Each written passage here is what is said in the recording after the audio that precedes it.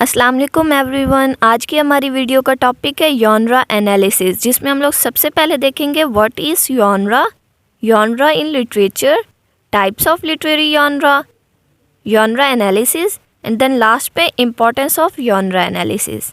Start करते हैं genre से। What is genre? Genre French word से डिराइव्ड किया गया है, जिसका मतलब है काइंड या फिर टाइप।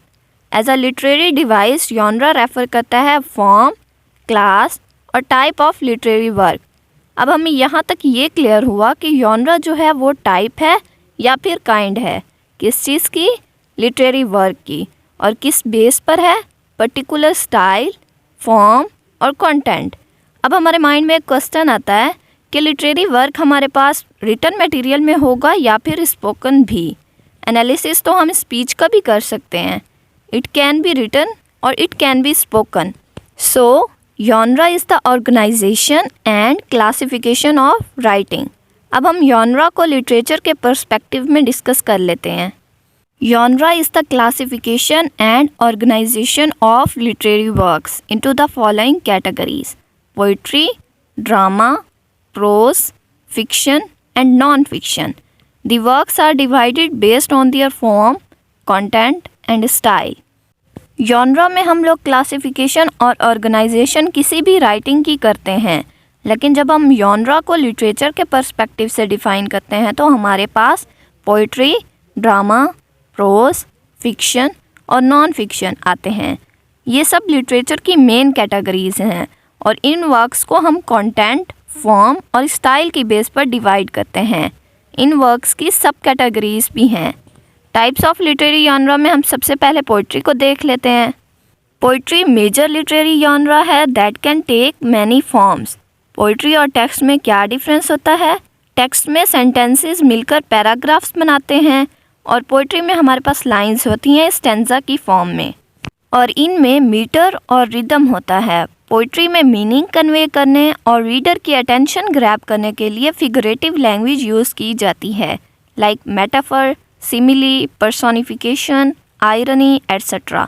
फॉर एग्जाम्पल, शेक्सपियर ने अपनी पोएम सोनेट 18 में आइम्बिक पेंटामीटर यूज़ किया है, जिसकी 14 लाइन्स हैं, जिसमें उन्होंने शेक्सपियरियन सोनेट्स की राइम स्कीम को फॉलो किया है। और इस पोएम की ओपनिंग लाइन्स लव पोइट्री की एग्जाम्पल है। और इस पोएम का मैसेज क्या है? Beauty of beloved will remain eternal as long as the love remains in the poet's heart. इसमें आयरनी का यूज़ किया गया है और इसकी टोन हाईली एडमायरिंग और होपफुल है। नेक्स्ट है ड्रामा। ड्रामा को हम लिटरेरी जॉनरा में किस तरह डिफ़ाइन कर सकते हैं? ड्रामा को हम प्ले से रिलेट करते हैं और इस प्ले को हम ऑडियंस के सामने परफॉर्म कर सकते हैं। इस प्ले में मोस्ट इम्पॉर्टेंट क्या होता है? डायलॉग और स्टेज डायरेक्शन, जिसको एक्टर्स फॉलो करते हैं। इसमें हम ऑस्कर वाइल्ड के drama the importance of being earnest की एग्जाम्पल ले सकते हैं। जब इस वर्क को प्रोड्यूस किया गया तब लिटरेरी पीरियड में हमारे पास विक्टोरियन एज थी। इस प्ले को 3 एक्ट्स में डिवाइड किया गया है और हर एक्ट के 2 पार्ट्स हैं और इसको 1899 में पब्लिश किया गया। इसका मेन थीम है परफॉर्मेंस और इसके मेन कैरेक्टर्स हैं एल्जर्नन और जैक। दोनों कैरेक्टर्स जो एक्शन परफॉर्म करते हैं उससे ये क्लियर होता है कि दोनों दिखावा करते हैं, मीन्स प्रिटेंड करते हैं, जो कि वो हैं ही नहीं। इसमें दोनों कैरेक्टर्स के डबल नेम और डुअल एक्शंस हैं। Jack is Earnest in front of Gwendolen, Algernon is Earnest in front of Cecily. Gwendolen और सीसले इस प्ले में फीमेल कैरेक्टर्स हैं। जैक और एल्जर्नन मेल कैरेक्टर्स हैं जो कि थ्रू आउट प्ले अर्नेस्ट बनने का दिखावा करते हैं। बट लास्ट पर क्या होता है? इनका सीक्रेट रिवील हो जाता है। नेक्स्ट है प्रोज। प्रोज को हम किस तरह समझ सकते हैं? The ordinary language people use in speaking और राइटिंग। इसका मतलब ये है कि प्रोज में हम नेचुरल फ्लो ऑफ स्पीच को फॉलो करते हैं। For example, text books, lectures, novels, short stories, newspaper articles, human conversation and essays. और प्रोज में हमारे पास फिक्शन और नॉन फिक्शन दोनों ही आ जाते हैं। अगर हम फिक्शनल प्रोज की एग्जाम्पल लें तो उसमें हम to kill a mockingbird by Harper Lee add कर सकते हैं और इस नावल का इंटरेस्टिंग फैक्ट ये है कि हार्पर ली ने इस नावल में अपनी पर्सनल लाइफ के कुछ पार्ट्स को डिस्कस किया है। 1960 में इस वर्क को पब्लिश किया गया। इस नावल में मैकॉम्ब एक प्लेस है जहां लोगों की गुड और इवल नेचर को हाईलाइट किया गया है। ये नावल की फेमस लाइंस हैं, you never really understand a person until you consider things from his point of view, until you climb inside of his skin and walk around in it. आप किसी भी इंसान को उस वक्त तक नहीं समझ सकते जब तक आप चीज़ों को उसके पॉइंट ऑफ व्यू से नहीं देखते। आप खुद को उसकी जगह रख कर नहीं सोचते, तो आप किस तरह किसी को भी जज कर सकते हैं। फिक्शन प्रोज की एक ऐसी टाइप है जिसमें रियलिटी एग्जिस्ट नहीं करती। इसमें राइटर्स के पास फ्रीडम होती है कि वो इवेंट्स और कैरेक्टर्स के थ्रू स्टोरी क्रिएट करते हैं, और इस स्टोरी का मेन फीचर राइटर की इमेजिनेशन होती है। For example, Slaughterhouse 5 by Kurt Vonnegut. ये एक नावल है जिसमें कन्फ्लिक्ट दिखाया गया है प्रीडेस्टिनेशन और फ्री विल का। फर्स्ट पर हमें प्रीडेस्टिनेशन और फ्री विल का डिफरेंस पता होना चाहिए। प्रीडेस्टिनेशन एक बिलीफ है जिसके अकॉर्डिंग हमारी लाइफ में जो कुछ भी होता है वो गॉड पहले से ही डिटरमिन कर लेता है और उसकी मर्ज़ी के ख़िलाफ़ कुछ नहीं होता, जबकि फ्री विल के अकॉर्डिंग कोई भी इंसान डिसीजंस और एक्शंस का ऑनर खुद होता है। और इस नावल में कर्ट वॉनिगट बार बार ये कहता है कि फ्री विल नाम की कोई चीज़ नहीं होती। Human kind is the slave of predestination, means that all human actions are prescribed before they occur. Last है non fiction.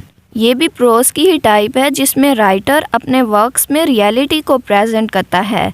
For example, the diary of a young girl by Anne Frank. Anne Frank को उसकी 13th birthday पर gift में एक diary received होती है। Starting में वो उस डायरी में अपनी ऑब्जर्वेशन और इनर मोस्ट थॉट्स को लिखती थी। वो बहुत डिप्रेस्ड रहती थी, उसके पास कोई ऐसी दोस्त नहीं थी जिससे वो सब कुछ शेयर कर सकती। वो ज्यूइश फैमिली से बिलोंग करती थी और वो इस डायरी में लिखती थी कि किस तरह वो और उसकी फैमिली को नाजी से छुपकर रहना पड़ता था। इस तरह उसकी डायरी वॉर डॉक्यूमेंट का एक पार्ट बन गई। वो सोचती थी कि कभी कोई इस डायरी को पढ़ेगा। वो अपनी डायरी को पब्लिश करवाना चाहती थी क्योंकि उसने अपनी डायरी में सारी डिफ़िकल्टीज़ और अपने सारे ड्रीम्स लिखे जो वो पूरा ना कर सकती थी।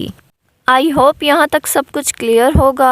मैंने वर्क्स की डिटेल इसलिए ऐड की ताकि आप लोग डिफ्रेंशिएट कर सकें। नेक्स्ट है genre analysis. Genre analysis is the ability to identify a genre's organisation, language, intended audience and purpose. First पर हम ऑर्गेनाइजेशन को डिस्कस कर लेते हैं।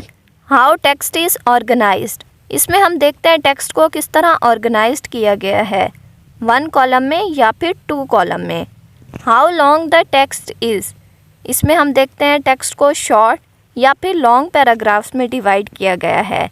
अदर डिज़ाइन फीचर्स में हम कलर, फॉन्ट, इमेज ये सब देखते हैं। नेक्स्ट है लैंग्वेज। लैंग्वेज इज़ अ की feature in identifying the genre of a text. Language में हम राइटर के ग्रामेटिकल और लेक्सिकल चॉइसेस को देखते हैं। फॉर एग्जांपल, टेक्स्ट को एक्सपर्ट या फिर नॉन एक्सपर्ट ऑडियंस ने रीड करना है। इसी तरह इस टेक्स्ट का पर्पस क्या है, एकेडमिक पर्पस है या फिर नॉन एकेडमिक। लास्ट पर हम इम्पोर्टेंस ऑफ जॉनरा एनालिसिस देख लेते हैं। जब भी हम जॉनरा में कोई टेक्स्ट क्रिएट करते हैं हमें उसके कॉमन फीचर्स का पता होना चाहिए। फॉर एग्जांपल, आपको लैब रिपोर्ट्स लिखने का कहा जाता है तो सबसे पहले आप इस काबिल हों कि लैब रिपोर्ट्स को एज अ जॉनरा एनालाइज कर सकें। इससे ये होगा कि आप उस लैंग्वेज और ऑर्गेनाइजेशन को अपनी राइटिंग में ऐड कर सकते हैं। ये सब डिपेंड करता है आपके एक्सपीरियंस पर।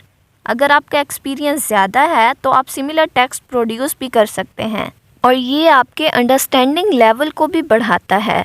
फॉर एग्जांपल, अगर आप सोशल साइंस को स्टडी कर रहे हैं तो आप एसेस को ज़रूर समझ सकते हैं। जब आप वर्ड ऐसे रीड करोगे तो आपके माइंड में एक पर्टिकुलर टेक्स्ट आ जाएगा। But do you know how to create a conversation plan?